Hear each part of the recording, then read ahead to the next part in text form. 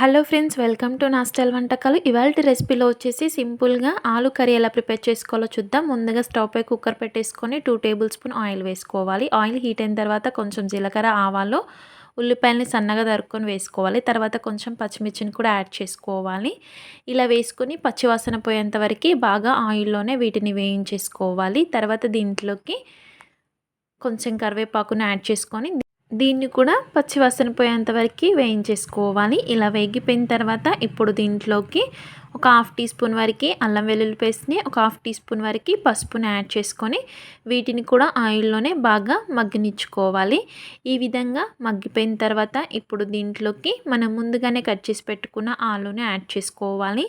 ఎప్పుడైనా టైం లేనప్పుడు చాలా తొందరగా మనకి కర్రీ కావాలనుకుంటే ఇలా చేసుకుంటే చాలా ఈజీగా అయిపోతుంది.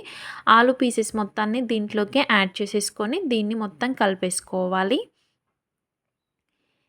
ఇలా కలిపేసుకున్న తర్వాత ఇప్పుడు దీన్ని మూత పెట్టేసుకొని ఒక 5 నిమిషాల పాటు మగ్గించుకోవాలి.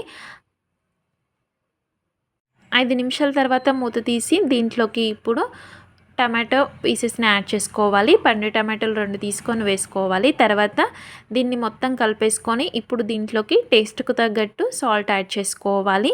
పచ్చిమిర్చి వేసుకున్నాం కాబట్టి ఎండుకారం వేయట్లేదు. తర్వాత దీంట్లోకి 1 టీ స్పూన్ వరకు సాల్ట్‌ని యాడ్ చేసుకోవాలి. ఒక హాఫ్ టీ స్పూన్ వరకు ధనియా పౌడర్ యాడ్ చేసుకోవాలి. 2 వేసేసుకొని మిక్స్ చేసేసుకోవాలి. ఇలా కలిపేసుకున్న తర్వాత ఇప్పుడు దీంట్లోకి వాటర్ యాడ్ చేసుకోవాలి. ఒక చిన్న గ్లాస్ తోటి మనకి గ్రేవీ కావాలి కాబట్టి ఈ ఆలు కూడా ఉడకాలి కాబట్టి వాటర్ వేసేసుకొని కుక్కర్ విజిల్ పెట్టేసుకొని ఒక 3 విజిల్స్ వచ్చేంత వరకు దీన్ని స్టవ్ లో టు మీడియం ఫ్లేమ్లో పెట్టేసుకుంటూ ఉడికించుకోవాలి. తర్వాత దీంట్లోకి కొంచెం కొత్తిమీరని కూడా యాడ్ చేసేసుకొని మూత పెట్టేసుకోవాలి. 3 విజిల్స్ వచ్చిన తర్వాత మనకి ఈ విధంగా రెడీ అవుతుంది కర్రీ. చాలా టేస్టీగా వస్తుందన్నమాట. చూసారు కదా, ఇలా కొంచెం గ్రేవీగా ఉంటే మనకి చపాతీలోకైనా రైస్లోకైనా చాలా బాగుంటుంది. డ్రైగా ఉండకుండా ఉంటుంది.